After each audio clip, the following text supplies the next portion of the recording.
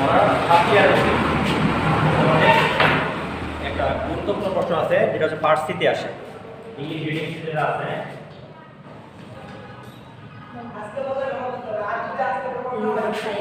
English reading স্কিলের তিনটা অংশ আছে, একটা হচ্ছে পার্ট এ, পার্ট বি, আর একটা হচ্ছে পার্ট সি। তো পার্ট এ যে প্রশ্নগুলো আছে সেটা হচ্ছে ব্রিফ প্রশ্ন, একটা কাছে দেওয়া থাকবে, ওখান থেকে ছোট ছোট আকারে লিখতে হবে। আর পার্ট বি যেটা দেওয়া আছে সেটা সংক্ষিপ্ত প্রশ্ন, পার্ট সি যেটা আছে সেটা হচ্ছে ব্রড প্রশ্ন বা বড় আকারে দেওয়া থাকবে। তো পার্ট সি যেটা আছে সেখানে কিন্তু তোমাদের পার্ট এ তে কাছে দেওয়া থাকবে, বি তে দেওয়া থাকবে এবং সি তে দেওয়া থাকবে। এখন কথা হলো যে পার্ট সি তে কি দেওয়া থাকবে? পার্ট সি তে প্যাসেজ দেওয়া থাকবে না, ওখানে থাকবে যেটা সেটা হচ্ছে একটা পয়েন্ট থাকবে, একটা কবিতা দেওয়া থাকবে, এই কবিতার মধ্যে প্রশ্ন করা হবে। তো পার্ট সি তে তোমাদের জন্য মোট 7টা প্রশ্ন থাকবে, তুমি চাইলে লিখে নিতে পারো। পার্ট সি তে আমাদের 7টা প্রশ্ন থাকবে। এই 7টা প্রশ্নের মধ্যে উল্লেখযোগ্য প্রশ্ন হলো যে evaluate this poem as a sonnet. যদি কবিতাটি সনেট হয়ে থাকে তাহলে তোমাকে এই প্রশ্নটা অবশ্যই দিবে ওরা যে এই কবিতাটিকে প্রমাণ করো একটি সনেট হিসেবে। ইভালুয়েট হচ্ছে প্রমাণ করো this poem as a sonnet, যে আসলে এটা সনেট কিনা এটা প্রমাণ করতে বলছে। তো কবিতাটা আসলে সনেট কিনা সেটা প্রমাণ করার জন্য আমাদেরকে যে বিষয়টা জানতে হবে আসলে সনেট জিনিসটা কি, সনেট কোথা থেকে এসেছে, কিভাবে আসলে এবং কিভাবে তা প্রমাণ করে। সনেট যেটা আছে, সনেটের সংক্ষিপ্ত সংজ্ঞাটা আমরা এইভাবে লিখতে পারি, এ লিরিক পয়েম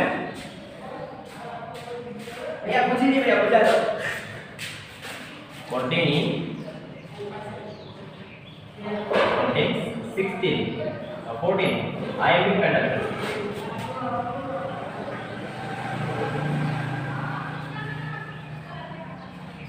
সনেট হলো একটা লিরিক পয়েম যেটা 14টা লাইন গঠন করে। কোন লাইন? যেটা হচ্ছে আইএমপি পেন্টামেটার লাইন। আইএমপি পেন্টামেটার মধ্যে আমরা এখানে সবগুলো খুঁজে বের করছি। সনেট অবশ্যই একটা লিরিক পয়েম হবে, একটা লিরিক পয়েম হবে, লিরিকের আলাদা সংজ্ঞা আছে, ওটা অবশ্যই পয়েম হবে বা কবিতা হবে। সেগুলো কন্টেন্ট, কন্টেন্ট মানে কি? বহন করা। কন্টেন্ট মানে বহন করা, যে বহন করবে কবিতার মধ্যে অবশ্যই থাকবে কি থাকবে? 14 iambic pentameter line, 14টি IMP pentameter line থাকবে। আইএমপি জিনিসটা আগে বুঝতে হবে, তারপর পেন্টামেটার লাইন বুঝতে হবে, তবেই আমরা প্রমাণ করতে পারবো যে আসলে কবিতাটা সনেট হয় কিনা। তো সনেটের সংজ্ঞা হচ্ছে এইটা, এই lyric poem contains 14 iambic pentameter line. এখন কথা হলো যে লিরিক পয়েম কাকে বলে, এটাকে জানতে হবে। লিরিক পয়েম মানে হচ্ছে যে সব কবিতা গান গাওয়ার মতো বলা যায় বা গীতি কবিতা যে বিষয়টা, সেটা হচ্ছে লিরিক পয়েম। সনেট কত প্রকার? সনেট হচ্ছে 3 প্রকার। আমাদের ইংলিশ লিটারেচারের মধ্যে সনেট হচ্ছে 3 প্রকার। প্রথম প্রকার সনেটটা হচ্ছে পেট্রার্চাল সনেট।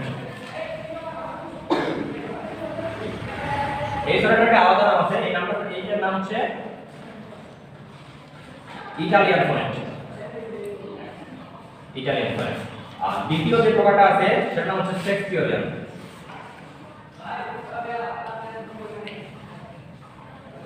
শেক্সপিয়ারিয়ান সনেট এর একটা আলাদা নাম আছে, ওটা হচ্ছে ইংলিশ সনেট।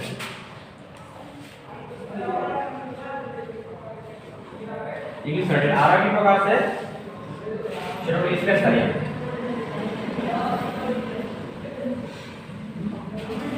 আচ্ছা, স্পেন্সারিয়ান যে সনেটটা আছে, এটা এই সনেটের নামকরণ করা হয়েছিল ইটমান স্পেন্সারের নাম অনুসারে। ইটমান স্পেন্সারের কি বলা হয়? Poet of poets. ইটমান স্পেন্সারের উপাধি হলো পয়েট অফ পয়েটস। এটা কিন্তু তোমাদের ব্রিফ প্রশ্ন হিসেবে আসে যে who is poet of poet's. এর উপাধি হচ্ছে পয়েট, যে তিনি কবিদেরও কবি। এর বলার পিছনে কারণ আছে, তিনি মূলত কাউকে অনুসরণ করেনি, কিন্তু তাকে অনুসরণ করে অনেক কবি অনেক লেখা লিখেছে।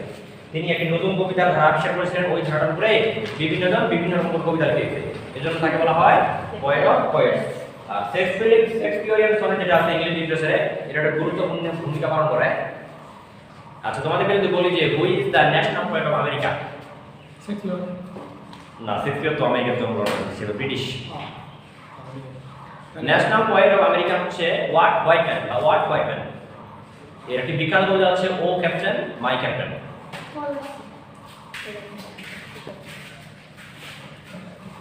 এই শেক্সপিয়ারিয়ান সনেট, স্পেন্সারিয়ান সনেট, যেটা বলছিলাম যে আসলে শেক্সপিয়ার কে, শেক্সপিয়ার কে আসলে এটা পরিচয় দেওয়ার দরকার নাই, এটা সবাই জানে। তারপর হালকা পাতলা করে বলতে পারি যে শেক্সপিয়ারকে ধরে নেওয়া হয় ব্রিটিশ জাতীয় কবি বা ইংল্যান্ডের জাতীয় কবি হচ্ছে শেক্সপিয়ার। তো তিনি মূলত কবি নন, তিনি হচ্ছেন প্লে রাইট বা নাট্যকার। তিনি অনেক নাটক লিখেছেন, তার শেক্সপিয়ার নাটকের সংখ্যা প্রায় 30-এর অধিক বেশি হবে। এই জন্য তিনি নাট্যকার। কবিতা তো লিখেছেন, যতগুলো লিখেছেন সবগুলো সনেট, যতগুলো কবিতা লিখেছেন সবগুলাই হচ্ছে প্রায় সনেট, অল্প কিছু কবিতা বাদ দিয়ে। আর তিনি একটি নতুন ধারা আবিষ্কার করেছিলেন, এর জন্য ওই যে সনেট আছে সেটা কিছু লিখেছেন, সেগুলো হচ্ছে শেক্সপিয়ারিয়ান সনেট। তো শেক্সপিয়ারিয়ান সনেট এই কোনটা আসলে কোন সনেট, এবং পেট্রার্চার সনেট, শেক্সপিয়ারিয়ান সনেট এবং স্পেন্সারিয়ান সনেট কোনটা কোন সনেট, এটা বোঝার জন্য রাইম স্কিম যেটা আছে সেটা বুঝতে হবে। রাইম স্কিমটা বুঝতে হবে।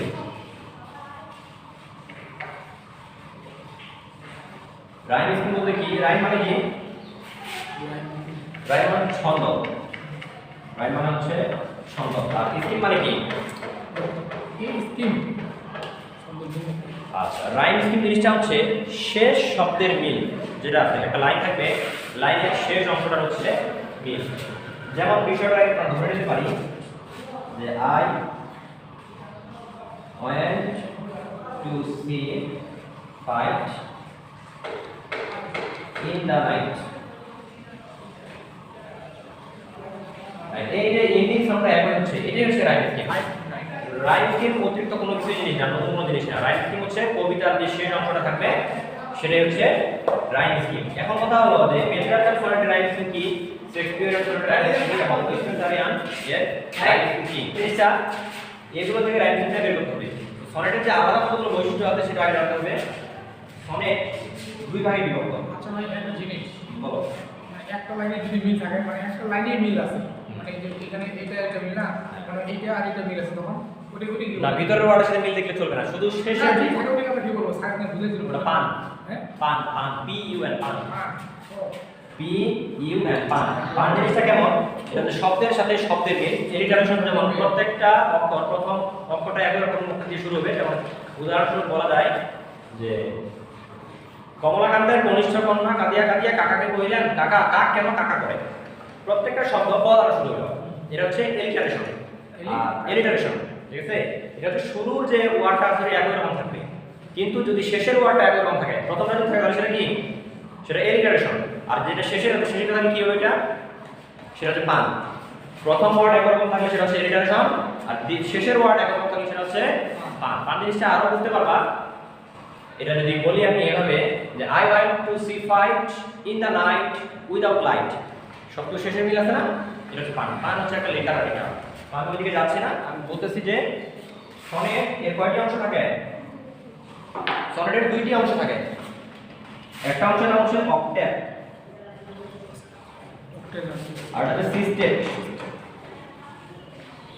একটি সনেটের কবিতায় কয়টি লাইন থাকে? সনেটে কয়টি লাইন? 14টি লাইন। 14টি লাইনের মধ্যে প্রথম যে 8টি লাইন আছে এই 8টি লাইন বলা অক্টেভ, আর পরের যে 6টি লাইন আছে সেগুলো বলা হয় সিস্টেট। প্রথম 8টা লাইন বলা হয় অক্টেভ, আর পরবর্তী 6টা লাইন বলা হয় সিস্টেট। এখন আর কাপলেট নামে একটা কথা আছে, কাপলেট। তাহলে কাপলেট জিনিসটা আসলে কি এটা বুঝতে পারবা কাপল থেকে, বা জোড়ায় জোড়ায় থাকা। কাপলেট হচ্ছে জোড়া, প্রথম লাইন দ্বিতীয় লাইন একটা জোড়া, তৃতীয় লাইন চতুর্থ লাইন হচ্ছে একটা জোড়া। এই জোড়াটাই হচ্ছে কাপলেট। কাপলেট অনেক রকম হতে পারে, তবে একটি বিখ্যাত কাপলেট আছে সেটা হচ্ছে হিরোইক কাপলেট। হিরোইক কাপলেট কোনটা? যেরকম কোনো মিল থাকবে না, মিল কিন্তু থাকবে, আবার এন্ডিং রাইম স্কিমটা একরকম থাকবে না। এখন আমরা চলে যাই এগুলো রাইম স্কিম সম্পর্কে। আসলে কবিতাটা আমাদেরকে ভাগ করতে যে প্রশ্নটা বোঝাচ্ছি যে ইভালুয়েট দিস পয়েন্ট মানে সনেট, প্রমাণ করো এই কবিতাটি হচ্ছে সনেট। তুমি এখন প্রমাণ কোনটা ঠিক আছে সনেট, তুমি কোন সনেট তুমি বলতে না পারো এটা সনেট সেন্টুরিয়ান সনেট না ইকুয়েশন সনেট, তাহলে কি বলবা তুমি, কিভাবে প্রমাণ করবা? প্রমাণ করার জন্য কিন্তু বিষয়গুলো ভালোভাবে জানতে হবে। তো এই পেট্রার্চার সনেট কাকে বলে, শেক্সপিয়ারিয়ান সনেট কাকে বলে এবং স্পেন্সারিয়ান সনেট কাকে বলে, এই সংখ্যাটা আমরা জানবো।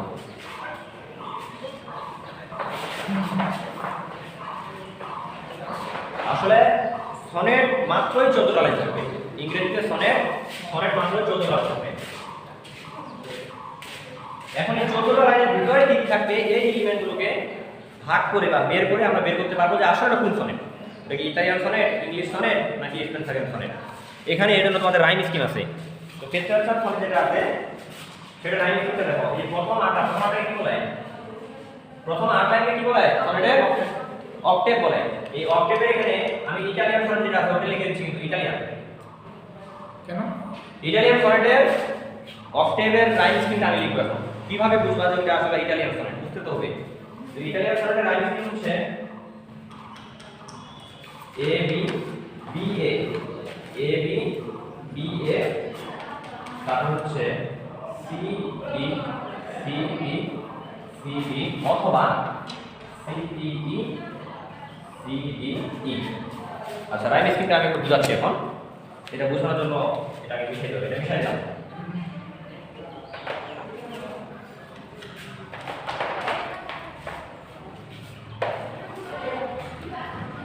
আচ্ছা এটা হচ্ছে ইটালিয়ান সনেটের রাইম স্কিম।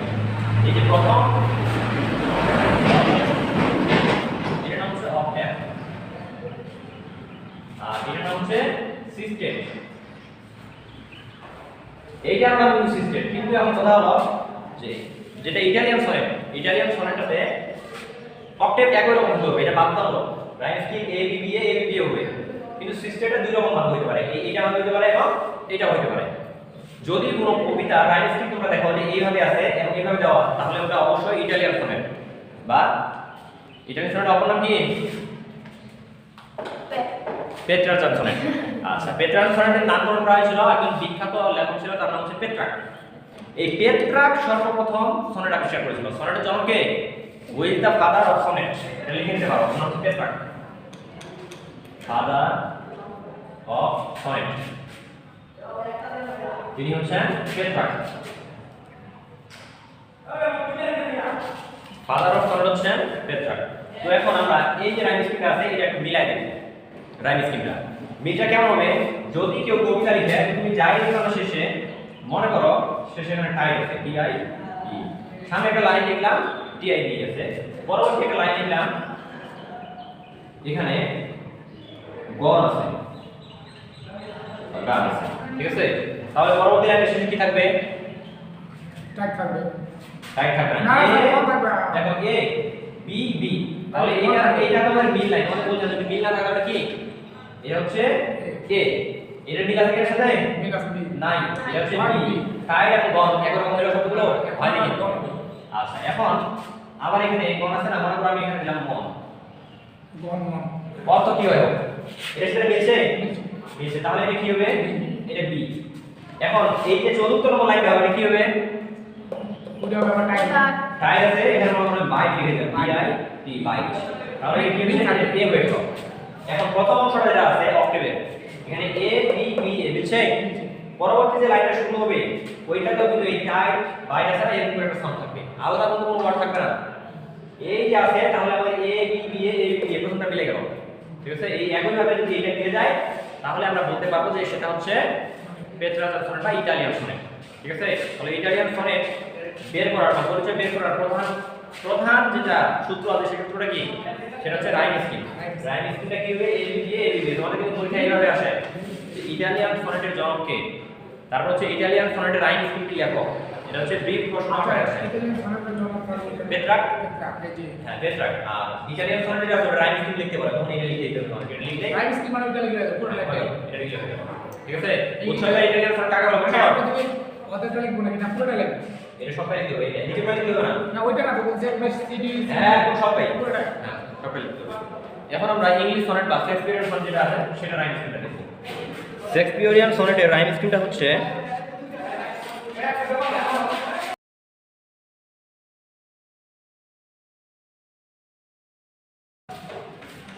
এটা হচ্ছে শেক্সপিয়ারিয়ান যে সনেটটা আছে ওই সনেটের রাইম স্কিম। শেক্সপিয়ার সনেটের রাইম স্কিমটা হচ্ছে এ বি সি ডি ই আর এবং জি জি। এখন তাহলে উদাহরণস্বরূপ আমরা কি বলতে পারি যে যদি একটা লাইন লিখি এখানে, মনে করো লাইনটার শেষে দেওয়া আছে টম, তাহলে বি হবে এখানে, তাহলে পরবর্তী লাইনে কি থাকবে? মনে করো যে উইথ,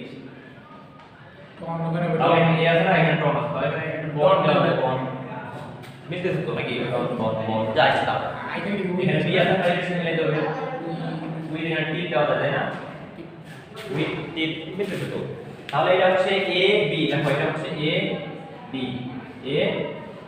যদি এরকম করে কোনো কবিতা রাইম স্কিম থাকে তাহলে কি লিখতে হবে? এটা সেটা হচ্ছে ইংলিশ সনেট। ইংলিশ সনেটের জনক কে? Who is father of English sonnet? হ্যাঁ জি, এটা হচ্ছে শেক্সপিয়ার। ইংলিশ সনেটের জনক হচ্ছে শেক্সপিয়ার। আচ্ছা আমাকে বলো তো শেক্সপিয়ার কত সালে জন্মগ্রহণ করেন?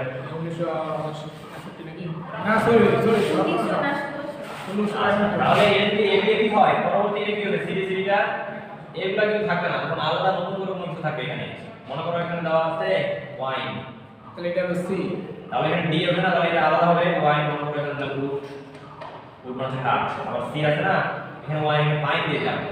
তাহলে এইটা এটা নিচে থেকে কত বের হচ্ছে সি, এটা হচ্ছে সি, আর এইটা কি, এটা কিন্তু ডি হয়ে যাচ্ছে। তাহলে গুড আছে, এখানে আমি গুড দিয়ে দিলাম, গুড মিলছে ডি। এটা হচ্ছে গুড শেক্সপিয়ারিয়ান সনেট বা ইংলিশ সনেট। আমরা যদি ভাগ করলে ফুড দিয়ে দিতে এখন হবে। আচ্ছা, ইংলিশ সনেট এখন কোনটা, ইংলিশ সনেট কোনটা, ইতালিয়ান সনেট বুঝতে পারবে তো যে কোনো কবিতা থেকে, যে কোনো কবিতা থেকে বুঝতে পারবে যে সনেট এটা কি যে কোনো কবিতাতে যদি দেওয়া থাকে রাইট, এরকম ভাবে এরকম আমি না এইগুলো দেওয়া থাকে না, শুধু যদি এইভাবে দেওয়া থাকে আমরা বুঝতে ইনশাআল্লাহ। ঠিক আছে, ওইটাই শুধু চাচ্ছি যে তোমরা শিখো। এখন আমরা স্পেন্সারিয়ান স্ট্যান্ডার যেটা আছে সেটা দেখব। স্পেন্সারিয়ান স্ট্যান্ডার এর রাইম স্কিম যেটা আছে সেটা হচ্ছে বলবে যে স্পেন্সারিয়ান সনেটের যে রাইম স্কিমটা আছে সেটা লিখো। আচ্ছা, তাহলে প্রথম লাইনে এ বি মিলে যাচ্ছে, তারপরে কি ডি সি ডি সি, এর মানে হচ্ছে এই লাইনটার সাথে এটা সংযোগ থাকবে। তারপর আমরা সি ডি সি ডি এবং সি ই, এই রাইম স্কিমটা আমার সবথেকে সহজ লাগে, যতগুলো রাইম স্কিম আছে ওর মধ্যে সবথেকে সহজ এটাই হবে। এখন মূল কথা আছে আমরা, তাহলে এটা কিভাবে লিখতে হবে, মনে করো এখানে একটা আমি ওয়ার্ড লিখে নিলাম টট, তাহলে বি এখানে লিখে দিলাম বাই, আবার এ আছে তাহলে কি হবে B O U S be bought, টট বট দিয়ে গেল। আচ্ছা, বাই আছে এখানে টাই দিয়ে দিলাম, তাহলে এটা হচ্ছে আমাদের এ, এটা হচ্ছে বি, এটা হচ্ছে এ, এটা হচ্ছে বি। এখন এই যে বি সি বি সি বলছে এর মানে হচ্ছে এ এ বাই আছে আর এই টাই আছে, এইটা দ্বারা তার পরবর্তী লাইনটা শুরু করি বুঝতে টাই বাই টাই এখানে আমরা পাই দিয়ে দিলাম, টাই ফাই তাহলে কিন্তু এখানে এই ফন্টটা মিলে গেল, তাই না? আবার এখানে সি বলছে মানে নতুন শব্দ থাকবে এখানে কেউ থাকবে না, যেমন বলা যায় গুড। এইভাবে সবগুলো লিখতে হবে, রাইট। এখন আইএমপিক পেন্টামিটার বলতে আসলে কি বোঝায়? প্রথম অংশটা শেষ হয়ে গেল আমাদের সংজ্ঞাটা। সনেট, সনেটের যে লিরিক পয়েন্টটা বলছি, সনেটটাও বললাম 14 আইএমপিক পেন্টামিটার। আচ্ছা, আইএমপিক পেন্টামিটার জিনিসটা আসলে কি? আইএমপিক মানে কি? এটা দিয়ে আমরা 2 মিটার আচ্ছা, আইএমপিক জিনিসটা বুঝতে গেলে তোমাদের বলার সহজ যেটা আছে সেটা বুঝতে হবে।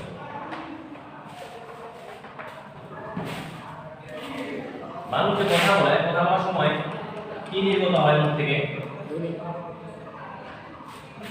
বাতাস নির্গত হয়। কথা বলার সময় বাতাস নির্গত হয়। তো এই বাতাস নির্গত হওয়ার পদ্ধতিটা কত রকমের? 2 প্রকার। একটা হচ্ছে অ্যাকসেন্ট আর একটা হচ্ছে আনঅ্যাকসেন্ট। এ ডবল সি অ্যাকসেন্ট আর একটা হচ্ছে আনঅ্যাকসেন্ট। এগুলোর আরো নাম আছে, একটা হচ্ছে স্ট্রেস আর একটা হচ্ছে আনস্ট্রেস। স্ট্রেসড আর স্ট্রেসড।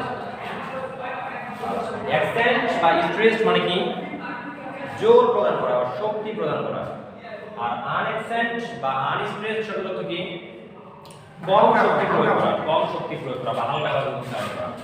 তো অ্যাকসেন্ট এটা প্রমাণ করে বা প্রকাশ করে এই চিহ্নটা, আর আনঅ্যাকসেন্ট এটা প্রকাশ করে এই চিহ্নটা। এটাকে আরো একভাবে লেখা যায়, সেটা হচ্ছে এখানে ইউ। কি ইউ না ভি অথবা ই, ইউ ভি অথবা ইউ, মানে এটা মানে হালকা আর এটা হচ্ছে অ্যাকসেন্ট। আর জোরে। এখন এটা অ্যাকসেন্ট এবং আনঅ্যাকসেন্ট বিষয়টা বুঝতে হবে যে কোন ওয়ার্ডটা অ্যাকসেন্ট কোনটা আনঅ্যাকসেন্ট, এটা তোমাদের খুঁজে বের করতে হবে। আচ্ছা, আইএমপিক পেন্টামিটার বলছে, তাই না?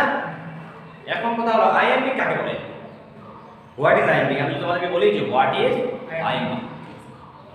আচ্ছা, আইএমপিক সংজ্ঞাটা বোঝার আগে তোমাকে অ্যাকসেন্ট এবং আনঅ্যাকসেন্ট জিনিসটা বুঝতে হবে। কথা বলার সময় যেই ধ্বনিটা শব্দ জোরে বের হবে বা বেশি আঘাত পাবে, শক্তি বেশি পাবে, সেটা হচ্ছে স্ট্রেস। আর যেটা কম শক্তি পাবে সেটা কি? আনস্ট্রেস। এখন উদাহরণস্বরূপ বলা যায় ম্যানি। এখানে কয়টা সাউন্ড আছে? এখানে 2টা সাউন্ড আছে, একটা হচ্ছে ম্যানি, ম্যানি। আচ্ছা, ম্যানি, ম্যা বলার জন্য শক্তি বেশি লাগতেছে, নি বলার তো শক্তি লাগে না। অতএব এইটা হচ্ছে আমাদের স্ট্রেস আর এটা হচ্ছে অ্যাকসেন্ট আনস্ট্রেস। এটা হচ্ছে স্ট্রেস আর এটা হচ্ছে আনস্টেবল। এই জিনিসটা আর একটু বুঝতে পারবা। আচ্ছা আমরা এখানে দাও সিগমা ফ্লো লিখে নিলাম সিগমা ফ্লো। কি বল? এখানে কয়টি ধ্বনি আছে বলো তো? হ্যাঁ সিগমা ফ্লোতে কয়টি ধ্বনি আছে? সিগমা ফ্লো এটা আছে না? আর সিগমা ফ্লোতে আচ্ছা সিগ কথাটা কি অ্যাকসেন্ট আর অ্যাকসেন্ট? এটা আনএক্সেন্ট কেন অ্যাকসেন্ট হলো? হাত আছে শুধু সিং ফ্লোটা তো এই বেশি আছে ওটা তো হচ্ছে না। অ্যাকসেন্ট আর অ্যাকসেন্ট বলো। কোনটা এই সিগ কথা এটা আছে আনএক্সেন্ট কেন অ্যাকসেন্ট হলো? কেন অ্যাকসেন্ট হলে বলে কথা আনএক্সেন্ট বলতে খেয়াল থাকে আমি এটা দেখা আচ্ছা দেখা করার দরকার নেই। বেশি এটার মূল কারণটা হচ্ছে যে একই অক্ষর একজনের কাছে অ্যাকসেন্ট হতে পারে আরেকজন হতে পারে। ওটা হচ্ছে কথা বলার ভঙ্গির উপর। তবে সবগুলা এমন না, কিছু কিছু অক্ষর চেঞ্জ হতে পারে। এখন মনে করো যে কেউ কথা বলছে, কথা বলতে প্রথমটা একটু জোর দিয়ে বলে, ঠিক আছে? পরবর্তী আবার হার্টবিট সমান হয়ে যাবে। তাহলে ওর কাছে কিন্তু প্রথমটা হচ্ছে অ্যাকসেন্ট, পরেরটা হচ্ছে আনঅ্যাকসেন্ট। আবার ওই একই শব্দ যদি কেউ ধীরে ধীরে বলে কোনো জোরে দিয়ে বলে, তাহলে এটা কি? ওর কাছে এটা হলো আনঅ্যাকসেন্ট, এটা হচ্ছে অ্যাকসেন্ট। এটা হচ্ছে কিছু কিছু ক্ষেত্রে। তো ভাইয়া শুরু দিছেন নাকি? আরো একটা মেথড আছে। হ্যাঁ, ওটাই তো। Sigma flow. সিগ কথাটা হচ্ছে অ্যাকশন, এটা সত্যি লাগছে। মা ফ্লো। ফ্লো কথাটা এটা আমি এটা কি বললাম। এটা আনএক্সেন্ট কেন হলো ফ্লো ফ্লো ফ্লো আচ্ছা ধরে নিলাম যা মাত্র ধরে নিলাম। তাহলে এই যে আইএমবি জিনিসটা যেটা আছে আইএমবি পেন্টামিটার মানে কি? পেন্টামিটার হচ্ছে দুইটা একটা সিলেবল হচ্ছে দুইটা সিলেবল হচ্ছে একটা মিটার। পেন্টামিটার মানে হচ্ছে পাঁচটা সিলেবল থাকবে এরকম করে ওয়ার্ড বলতে পাঁচ নম্বর আর যেটা একটা থাকে সেটা মনোগ্রামে দুইটা থাকে সেটা করে ডায়ামিটার। আর যেটা তিনটা থাকে যেটা তোমাদের এবিসি বইতে দেওয়া আছে টেট্রামিটার আর বলছি তো অক্সামিটার হেক্টামিটার হেক্টামিটার মিটারগুলো দেওয়া আছে। আচ্ছা এখন আমরা মূল কাজ চলে আসি। তোমাদের যে কবিতাটা দেওয়া থাকবে কবিতাটার যেটা সনেট সনেটে কি হচ্ছে আইএমবি পেন্টামিটার বলছে তাই না? আইএমবি কাকে বলে? আইএমবি হলো আনএক্সেন্ট অ্যাকসেন্ট। আনএক্সেন্ট অ্যাকসেন্ট এটা হচ্ছে আইএমবি আনএক্সেন্ট অ্যাকসেন্ট আনএক্সেন্ট অ্যাকসেন্ট। এরকম করে যদি কোনো ওয়ার্ড সাদা সাদা লেখা হয় তাহলে ওটা হচ্ছে আইএমবি। তোমাদের যে শেক্সপিয়রের একটা বিখ্যাত কবিতা দেওয়া আছে নাম কি? শ্যাল আই কম্পেয়ার দি তারপর আমি বলবো shall I compare thee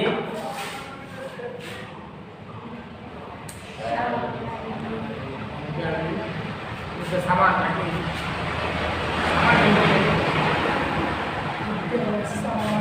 with the সামান summer হ্যাঁ গ্রীষ্মে এত মানে আচ্ছা সামার হলো with the summer কি ভাবে দেওয়া আছে বাক্যটা?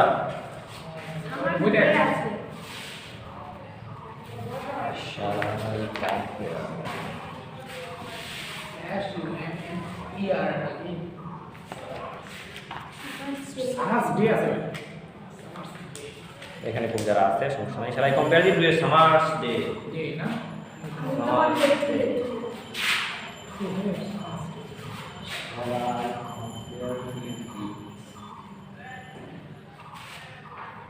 two summers day shall I compare the two summers day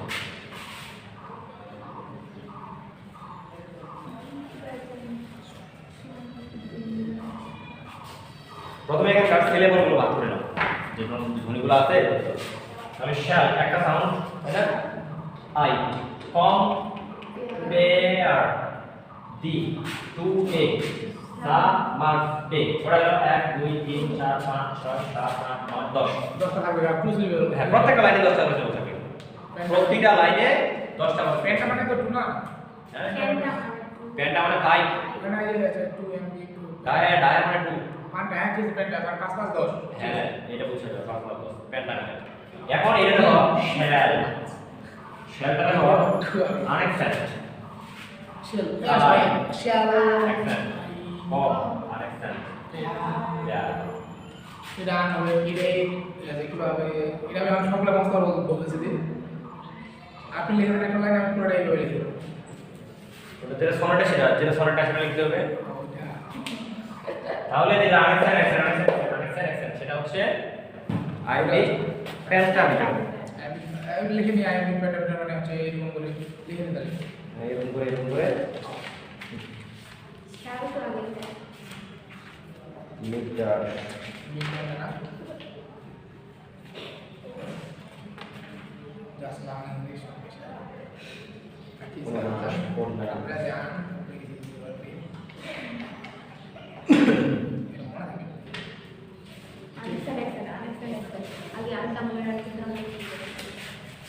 আচ্ছা তাহলে বুঝছো দুইবার এই জিনিসটা যে আসলে আইএমপি প্যাটার্নটা কেমন 10টা মধ্যে কেমন থাকবে আর এই ভাগগুলো যেটা আছে আইএমপি আকারে আইএমপি মানে হচ্ছে আনএক্সেন্ট অ্যাকসেন্ট পেন্টামিটার মানে কি দুইটা মিলে একটা মিটার যে 1 এই দুইটা মিলে হচ্ছে এটা পাঁচ গুণ তো 10 দুইটা করে আর আইএমপিটা হচ্ছে আনএক্সেন্ট অ্যাকসেন্ট আইএমপি প্যাটার্ন কিভাবে বাংলা তো বইগুলো আছে ইউ আছে না আর না এই যে এরকম টার্ম আছে